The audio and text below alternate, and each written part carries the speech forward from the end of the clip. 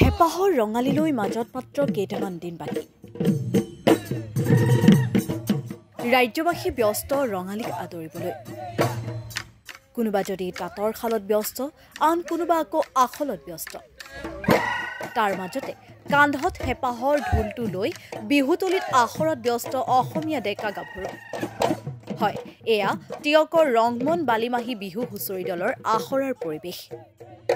বৃহত্তৰ টিয়কৰ কেইবাগৰাকীও ডেকা গাভৰু একত্ৰিত হৈ যোৱা এটা দশক এইদৰে নিজৰ সংস্কৃতি ধৰি ৰাখিবলৈ প্ৰয়াস অব্যাহত ৰাখিছে। অঞ্চলটোৰ কেইবাগৰাকীও জ্যেষ্ঠ বিহুৱাৰ সহযোগিতাত পুৰণি বিহুনাম তথা ঢোলৰ চাপৰত এইসকল যুৱক যুৱতীক আখৰা কৰিছে। ইপিনে এই বৰ্ষত তেওঁলোক চোতাল বিহু, মঞ্চ বিহুৰ সমান্তৰালকৈ প্ৰতিযোগিতাসমূহতো অংশগ্ৰহণ কৰা মনস্থ কৰিছে আৰু সেয়ে এতিয়া বেলি পৰালৈকে এইদৰে আখৰত ব্যস্ত হৈ পৰা পৰিলক্ষিত হৈছে।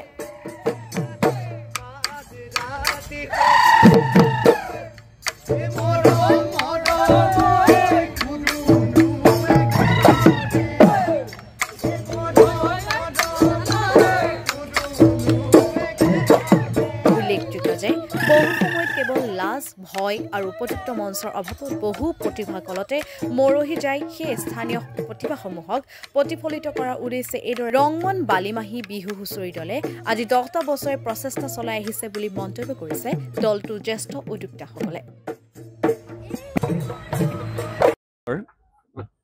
আমাৰ জগদুৱাৰ বনাই হাঁহচৰা কলীয়াপানী আৰু টিয়ক অঞ্চলৰ উঠি অহা যুৱক যুৱতীসকলক লগত লৈ আমি ৰংমন বালিমাহী হুঁচৰি দলটি গঠন কৰিলোঁ। আৰু বিগত 15টা বছৰ, বিশেষকৈ 2015 চনৰ পৰা আমাৰ একেৰাহে 9টা বছৰ ইতিমধ্যে আমাৰ এই হুঁচৰি দলটি সম্পূৰ্ণ কৰিছে।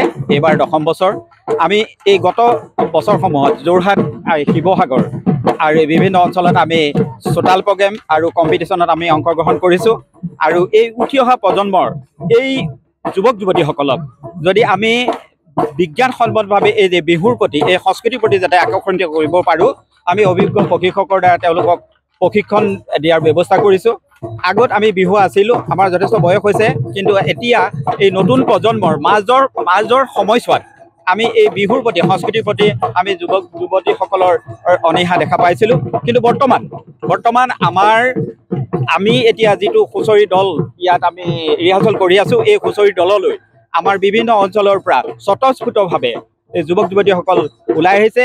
এইটোৱে ইয়াকে প্ৰমাণ কৰিছে যে সংস্কৃতিৰ প্ৰতি আমাৰ নতুন প্ৰজন্ম ধাৱমান হৈছে। এইটো এটা ভাল লক্ষণ। আমি অনাগত দিনত বিশেষকৈ এই শিল্পীসকলক আমি আৰু উন্নত মানৰ যাতে প্ৰশিক্ষণ দি একো এগৰাকী সফল বিহুৱতী বা বিহুৱা কৰিবৰ কাৰণে আমি চেষ্টা চলাইছোঁ। ইতিমধ্যে আপোনালোকে সকলোৱে গম পাইছে যে ৰাষ্ট্ৰীয় শিক্ষানীতিত অবিদ্যায়তনিক আৰু গুণগত শিক্ষা এই দুটাৰ ওপৰত বেছি গুৰুত্ব দিয়া হৈছে। গতিকে এই দুটাৰ ওপৰত গুৰুত্ব আমি বুজি বা উপলব্ধি কৰি, আমি অভিভাৱকসকলে উপলব্ধি কৰি তেওঁলোকক আমি এটা উচিত প্লেটফৰ্ম দিয়াৰ ব্যৱস্থা কৰিছোঁ। আমাৰ এই অঞ্চলটোত স্কেটাৰ হৈ আছে, আমাৰ সিঁচৰিত হৈ আছে বহু প্ৰতিভা, সুপ্ত প্ৰতিভা।